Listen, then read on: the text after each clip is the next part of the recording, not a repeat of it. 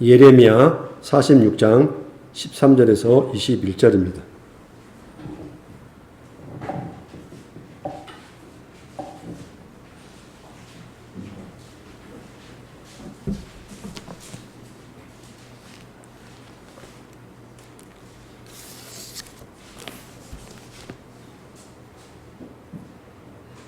구약성경 1125쪽입니다.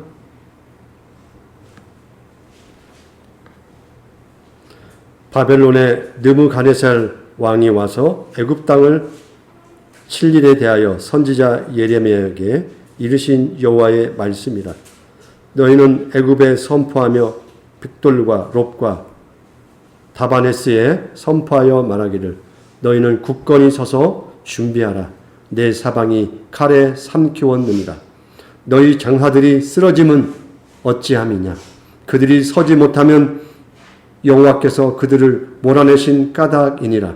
그가 많은 사람을 넘어지게 하시며 사람이 사람 위에 엎드려지며 이르되 일어나라. 우리가 포악한 칼을 피하여 우리 민족에게로 우리 고향으로 돌아가자 하도다. 그들이 그곳에서 부르짖기를 애굽의 바로 왕이 망하였도다. 그가 기회를 놓쳤도다. 만군의 여호와라 일컫는 왕이 이르시되 나의 삶으로 맹세하노니 그가 과연 산들 중에 다볼같이 해변의 갈멜같이 오리라. 애굽에 사는 딸이여 너는 너를 위하여 포로의 짐을 꾸리라. 롭이 황무하며 불에 타서 주민이 없을 것임이라. 애굽은 심히 아름다운 암송아지일지라도 북으로부터 쇠파리 떼가 줄곧 오리라. 또 그 중에 고용꾼은 살진 숫송아지 같아서 돌이켜 함께 도망하고 서지 못하였나니 재난의 날이 이르렀고 벌받을 때가 왔음이라.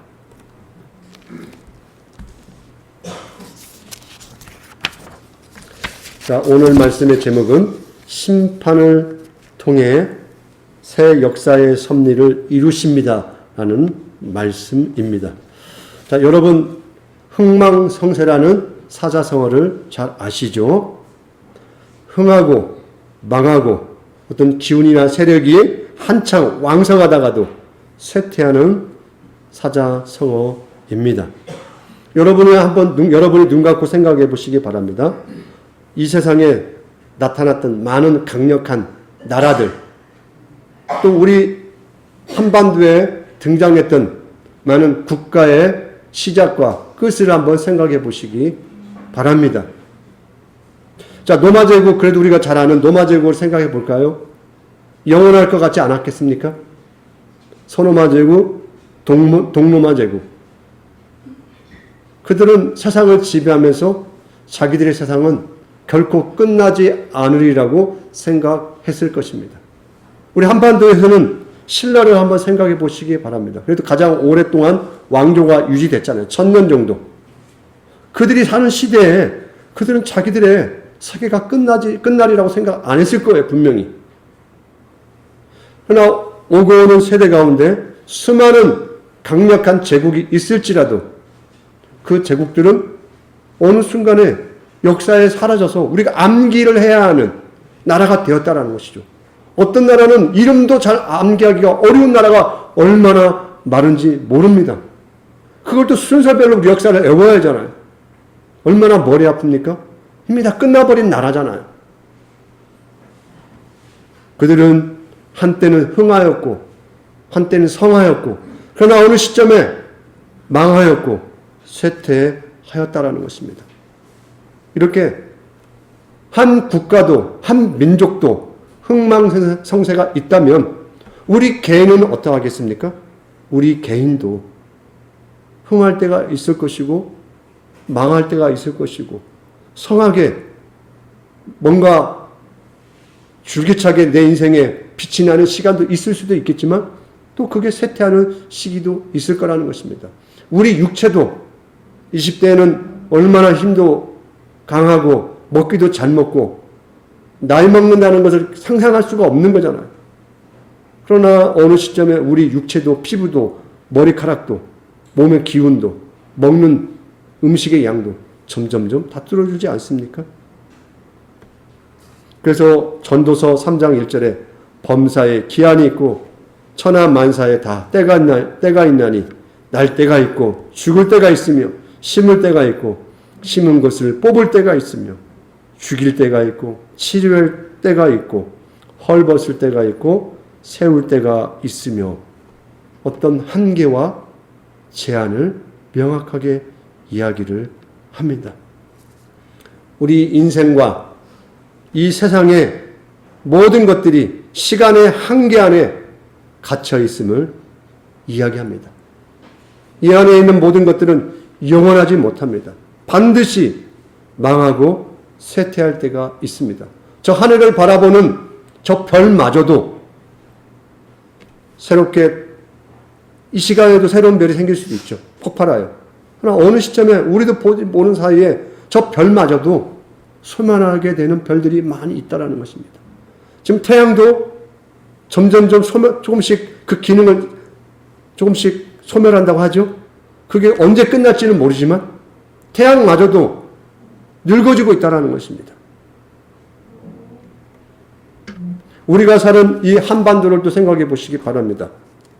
이 한 국가도 이 안에 많은 이 좁은 땅덩어리 안에서도 많은 나라가 등장했고 많은 왕이 있을 것이고 오늘 이 시간까지도 변화와 새로움이 교차해 왔다는 것입니다. 이 대한민국이 지금 몇 년 됐습니까? 이제 우리가 겨우 100년을 바라보고 있는 거예요.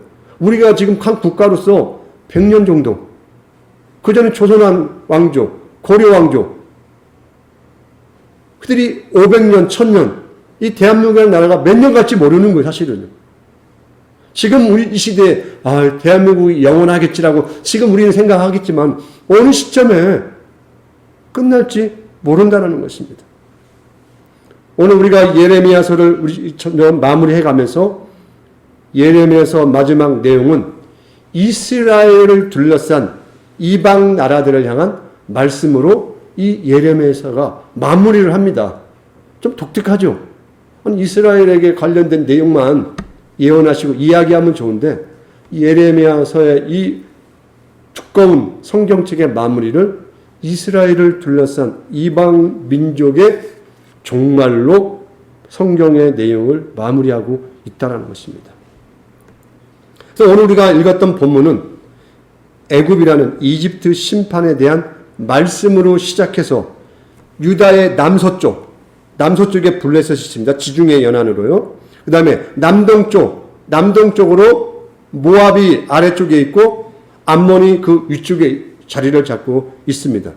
그리고 유다의 완전 남쪽에는 에돔이 자리를 잡고 있습니다. 그래서 팔레스타인의 어떤 한 덩어리를 이루고 있죠.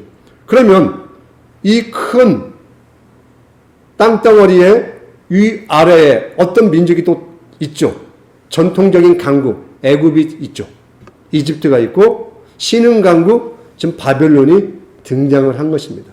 이 두 강대국 사이에 이스라엘이 지금 끼어 있는 거죠. 샌드위치처럼. 이 상황에 대해서 이방 국가에 대한 하나님의 말씀이 예레미야를 통하여 지금 전달이 되어지고 있다는 것입니다. 그 46장은 애굽을 향한 말씀입니다. 애굽은 아수르 제국을 대체하려는 신흥 강대국 바벨론을 맞서서 바벨론을 제압하고 여전히 전통 강국으로 그 자리매김을 하고 싶어 한다는 것입니다. 좀 순서를 기억하시면 좋겠어요. 북쪽으로 아수르라는 나라가 있습니다. 초강대국, 북이스라엘을 멸망시킨, 그리고 그 일대를 다 장악한 아시리아라는 나라가 있고요. 그 아시리아가 지금 멸망을 앞에 두고 있는데 그 멸망을 시키는 나라가 바로 지금 바벨론이에요. 그래서 바벨론이 아수르를 밀어내고 이 팔레스타인 지역을 장악하려고 하는 거죠. 근데 여전히 강대국이 있었어요. 애굽이라는 나라가. 전통 강국이에요. 자기들이 이 팔레스타인 지역을 다 다스리고 초강대국으로 자리를 잡고 있는데 새로운 강대국이 지금 밀고 내려오는 거예요. 이걸 지금 막아내려고 하는 거예요. 그래서 큰 충돌이 일어나고 있다는 것입니다. 그래서 애굽은 나일강이 무섭게 범람하여 나일강을 다 덮듯이 자기들이 어떤 의미에서 지배해왔던 이 통치의 권력, 제국의 힘을 여전히 세상에 펼쳐서 세상을 홍수로 뒤덮듯 애굽이라는 나라의 권세를 발휘하며 그들의 주도권을 갖고 싶어 했습니다. 성경은 애굽이 세상의 주권을 스스로가 주장하고 세상을 지배하려는 이 바로의 교만과 또한 그들을 지배하고 그들의 생각을 사로잡고 있는 우상 숭배로 가득 찼다라고 이야기를 합니다. 또한 그걸로 말미암아 인간의 삶이 존중받지 못하는 억압과 폭력의 국가라고 이야기를 합니다. 그래서 결국 주전 BC 605년에 이 애굽과 바벨론이 충돌을 하게 됩니다. 바로 유브라데스강 그 하구에서 충돌을 하는데 그 전투를 갈그미스 전투라고 합니다. 세계사를 공부하면 이 이야기는 반드시 나오는 이야기입니다. 이 싸움에서 애굽이 정통 강국의 힘을 유지하고 지켜내지 못하고 바벨론에게 패배를 하게 됩니다. 이스라엘이 어떻게 됐겠습니까? 어느 쪽을 편들고 의지해야 살아남을 수 있을까 하면서 여호야킨, 시드기야 이 마지막 3대 왕들이 눈치를 봅니다. 바벨론에 붙을까? 그래도 역시 옛날 큰형님이 최고지. 애굽으로 붙을까? 갈팡질팡 한다는 것입니다. 바로 선지서 내용들이 대다수 이 시점에 기록이 되는 거죠. 그럼 선지자의 이야기는 뭡니까? 야, 그래도 새 것이 좋지. 바벨론에 붙어. 이렇게 이야기합니까? 그렇지 않으면 야, 역시 믿을 만한 건 옛날 형님밖에 없다. 애굽에 붙어라. 이야기를 합니까? 그렇지 않는다라는 거죠.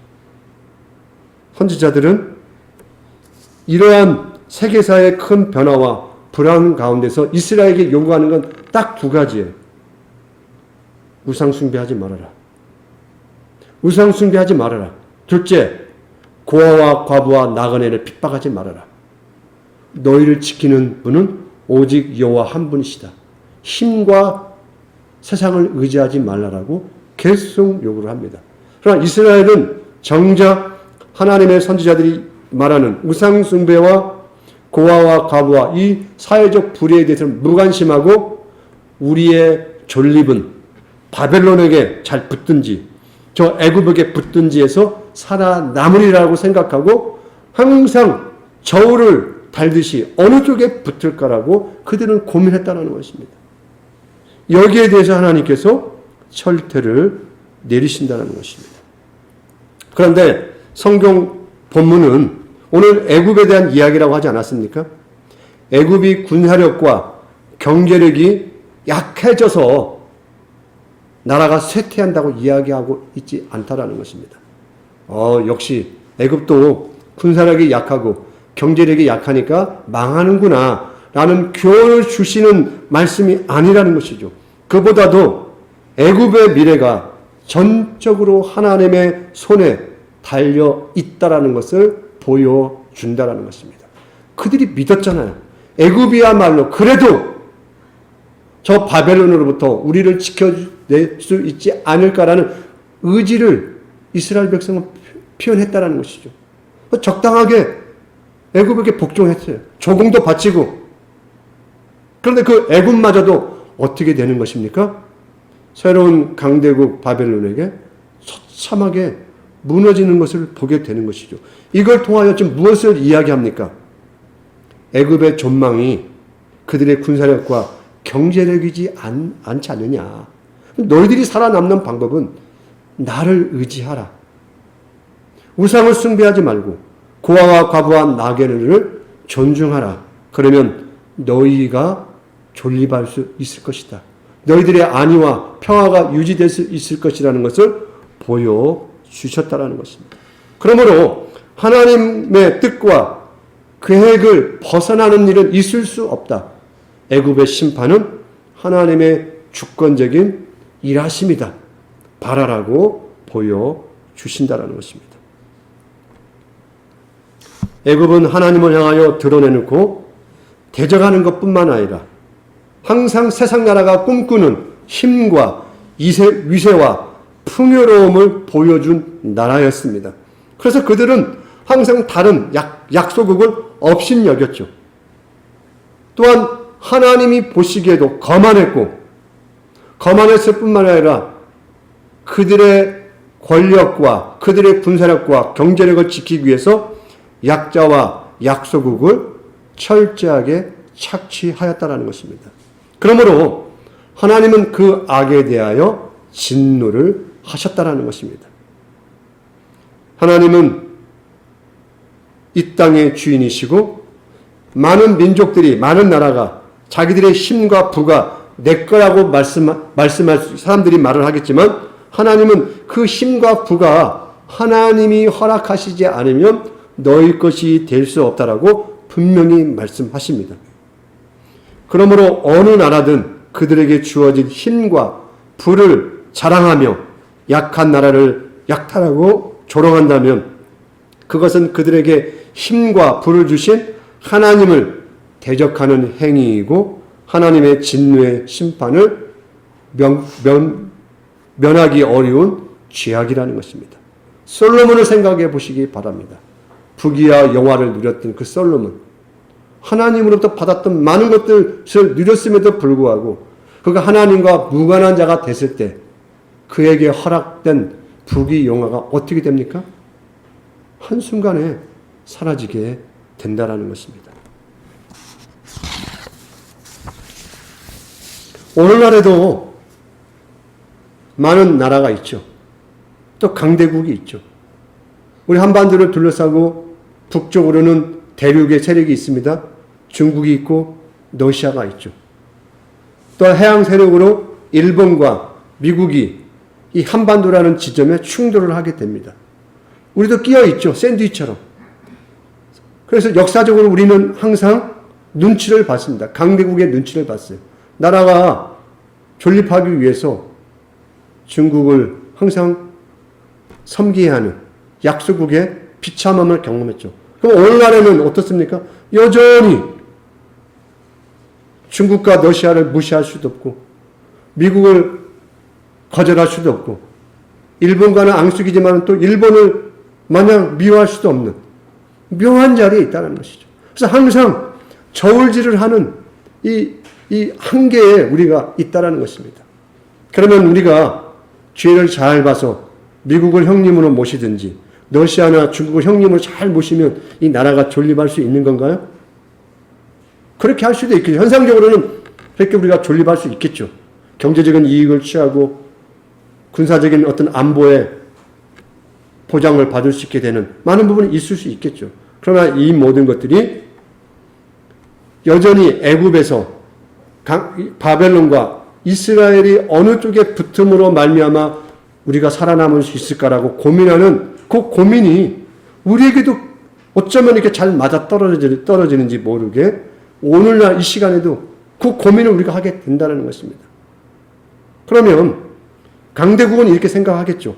특별히 식민지를 개척하던 16세기 이후에 19세기까지 수많은 아프리카와 이 중남미와 아시아가 강대국에 의해서 식민지가 되지 않았습니까? 강대국의 태도는 뭡니까? 저 미개한 나라. 우리가 그들에게 새로운 문명과 신앙을 전달해줘서 그들을 깨우친다고 생각한 거잖아요. 그들은 가르쳐야만 하는 대상으로 생각하지 않았습니까? 그들은 우리가 지배하고 또한 우리가 통치해야 당연하다고 생각했단 말이에요. 그 서양은 항상 우세하고 그 제3세계 국가들은 후진 사람들이고 지식과 문화와 문명이 하찮은 존재인 것처럼 취급받았다는 것입니다. 그러한 것들을 위하여 앞장섰던 영국을 생각해 보시기 바랍니다. 해가 지지 않는 나라, 영국이 세계를 제패했죠. 그런데 100년도 안 돼서 지금 어떻게 됐습니까? 영국이 세계를 제패하나요? 옛날 그 시대에 그 영국이 아니에요. 그렇죠? 영국을 뭐라고 표현합니까? 미국에? 그 강력한 영국이 지금은 미국에 뭐라고 조롱을 받습니까? 미국의 발발이라고 조롱을 받잖아요. 애완견 발발이 조그마한 개가 꼬리 흔들면서 내밀고 영국이 그렇게 조롱을 받는단 말이에요. 그들이 세계를 지배했어요. 지금은 러시아, 구소련, 그가 공산주의 국가에서 1인자였잖아요. 동유럽을 다 지배하지 않았습니까? 공산주의 국가의 큰 형님. 근데 지금 어때요?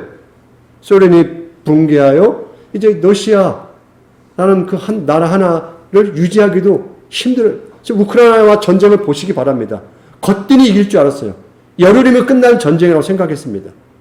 근데 지금 한도 끝도 없이 전쟁이 어디까지 갈지 모르는 거죠. 그렇게 힘을 자랑하던 러시아, 소련, 그 힘을 발휘하고 있나요? 중국 보시기 바랍니다. 아시아의 강국. 우리가 항상 이 중국과 뗄 수 없는 이 관계. 한 번도 중국을 넘어서지 못하고. 그러나 중국이 어떻습니까? 19세기를 지나면서 서양 열국에 의해서 그 강대국, 아시아에서 영원한 강국이 같은 중국마저도 무릎을 꿇잖아요. 또 새로운 힘을 발휘할 것 같은 일본, 2차 대전을 일으키고 태평양 전쟁을 일으켜서 제2의 아시아의 강국처럼 우뚝 설 것 같은 일본, 그들 역시 원자폭탄을 두 방 맞고 그들이 자랑하던 그 위세가 하루아침에 꺾이게 되었다는 것입니다. 지금 시대는 또 어떻습니까? 미국이 온 지구를 군사력과 경제력, 문화, 교육으로 지배하는 것 같잖아요. 그러나 그 위상도 흔들리고 있어요. 그 영원할 것 같은 미국마저도 그 위상이 흔들리고 있다는 것입니다. 더구나 다시 중국이 세상을 지배하겠다고 미국에 도전하고 있다는 것입니다. 요즘 세계사의 문제는 뭐예요? 아시아권에서는 중국과 미국이 언제 충돌하느냐? 한반도를 통해서 충돌할 것인지 대만을 통해서 충돌할 것인지 그걸 저울질하고 있는 세상이 되었다는 것입니다. 영원한 강대국이 있을 수가 없다는 것입니다. 우리 한반도가 미국만 믿고 의지하면 영원할 것 같나요? 로마가 전 세계를 지배하는 동안 그들이 영원했나요? 몽골이 아시아를 넘어서 북유럽까지 진출해서 상상할 수 없는 넓은 대륙을 차지했을지라도 그들이 영원했나요? 그러지 못했다는 것입니다. 오늘 영원하지 못할 저 애굽을 의지하고 저 바벨론을 의지하고자 하는 이스라엘 향하여 하나님께서 그러지 말라라고 말씀하신다는 것입니다. 그러므로 우리 믿는 성도들에게는 한 가지 중요한 어떤 태도가 있습니다. 그것은 과거의 역사를 보고 현재의 역사를 보고 미래를 가늠하면서 성경을 통하여 역사를 해석하는 힘을 키울 필요가 있습니다. 현재 주위에서 일어나고 있는 이 사건을 성경의 내용을 통하여 비춰보는 습관들이 필요하다는 것입니다. 아무리 충격적이고 놀라운 일이 일어날지라도 그 사건을 우리가 올바로 해석하지 못하면 그 사건은 그냥 우연히 일어난 사건밖에 아니라는 것입니다. 뭐 그럴 수 있지. 그냥 우연히 일어난 일이지. 이렇게 넘어가게 된다는 것입니다. 그러나 성경을 통하여 우리가 이 땅의 일들을 이해하고 분석하고 바라본다면 하나님의 경륜을 우리가 보게 된다는 것입니다. 하나님의 일하시는 그 손길, 그 속에 손길을 우리가 만날 수 있다는 것입니다. 세상은 망함과 쇠퇴가 분명히 있습니다. 우리 이 시점이 흥함의 위치에 있는지 쇠퇴의 위치에 있는지 우리는 완전히 알지 못합니다. 그러나 성경을 통하여 우리는 하나님의 섭리와 일하심에 대하여 우리가 귀를 기울이고 우리의 기도가 하나님의 일하심에 관심을 갖게 된다면 우리는 시대를 분명히 놓치지 않고 읽을 수 있게 될 것입니다. 하나님을 무시하게 되면 바로가 범했던 범죄처럼 저 홍해도 우연이에요. 바다가 갈라지는 홍해 저 사건마저도 뭐 우연이지 그럴 수 있지라고 넘어가게 된다는 것입니다. 그러나 하나님의 일하심에 믿음의 눈과 우리가 해석하는 힘을 갖게 되면 매일 먹는 만나도 기적으로 보인다는 것입니다. 이스라엘 민족이 만나를 기적으로 체험했나요? 지겹다. 저 만나. 또 만나야. 그 만나를 하찮게 취급하며 무엇을 꿈꿨나요? 애굽에서 먹었던 그 만난 음식들. 다시 애굽으로 돌아가고자 하는 마음을 가졌다는 것입니다. 우리 안에는 그게 있죠. 애굽과 같은 바벨론과 같은 이 세상의 모든 것들을 채워줄 수 있을 것 같은 힘과 군사력과 경제력과 나를 온전히 보호해줄 것 같은 그러한 것들에 우리는 나의 존재를 다 맡기고 싶은 마음이 있다는 것입니다. 그래서 매일 먹는 새끼 이 밥, 그게 김치하고 먹을 수도 있겠죠. 그냥 내 밥을 먹을 수 있는 아무것도 아닌 것 같은 이 자결많은 삶에 대해서 우리가 하찮게 취급할 수 있다는 것입니다. 그러나 하나님은 그 작은 만나와 같은 것을 통하여 사실은 기적을 일으키시고 베푸시고 있다는 것입니다. 이스라엘도 세상의 많은 나라도 오늘날 이 시간에 우리가 살고 있는 이 대한민국 땅, 이 세계를 지배한다고 하는 많은 이 강대국들, 그들의 생사는 성경에서 분명히 이야기하고 있다는 것입니다. 너희들의 살고 죽는 것은 하나님의 손길에 있다라고 성경은 누누이 우리에게 이야기한다는 것입니다. 그러므로 나 개인이든 우리 이 교회라는 어떤 의미에서 단체든 더 나아가서 우리를 이루고 있는 이 사회, 국가, 온 세상도 하나님이 허락하시는 동안만 존재하게 된다는 것입니다.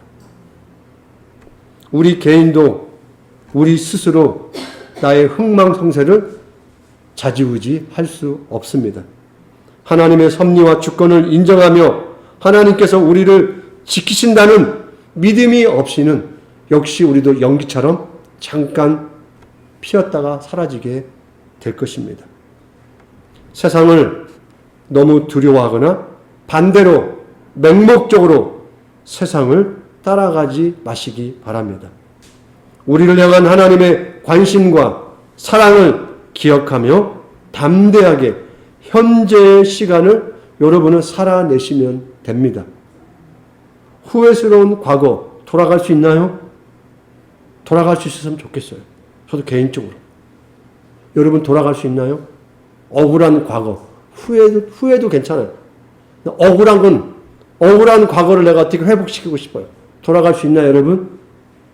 어떤 것도 되돌릴 수가 없어요. 마음에 들지 않는 이 과거. 그러면 미래, 과거는 내가 못 가. 그래, 미래는 내가 잘 만들어 봐야지. 내가 미래는 불안하게 안 할 거야. 미래는 찬란한 빛이 비치는 나의 인생과 삶으로 만들 거야. 여러분, 그렇게 될 수 있을까요? 여러분이 각오하고 다짐하고 지금 내가 열심히 뭔가 하니까 나의 미래는 빛이 날 거야. 장담할 수 있을까요? 일단은 내 생명을 연장시킬 수가 없어요. 오늘 하루 이상을 내가 보장할 수 없다라는 것입니다. 이 교회는 바깥에 나가는 순간부터 내 생명을 내가 지켜낼 수가 없어요.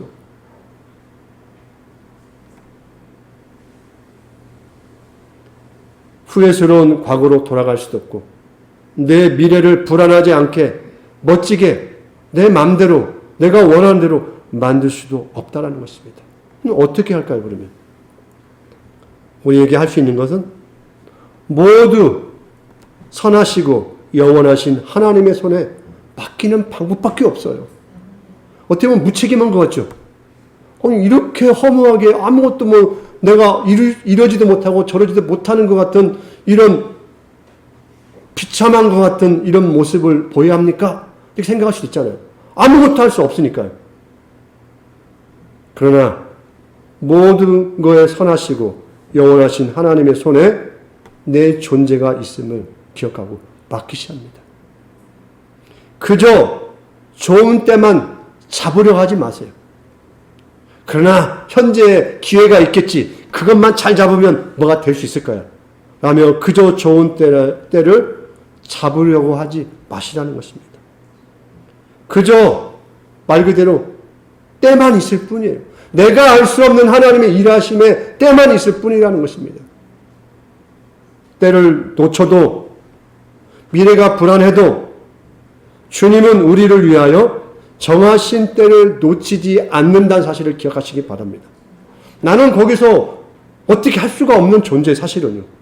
그러나 하나님은 반드시 그때에 우리가 그때를 감당하도록 반드시 하신다라는 것입니다.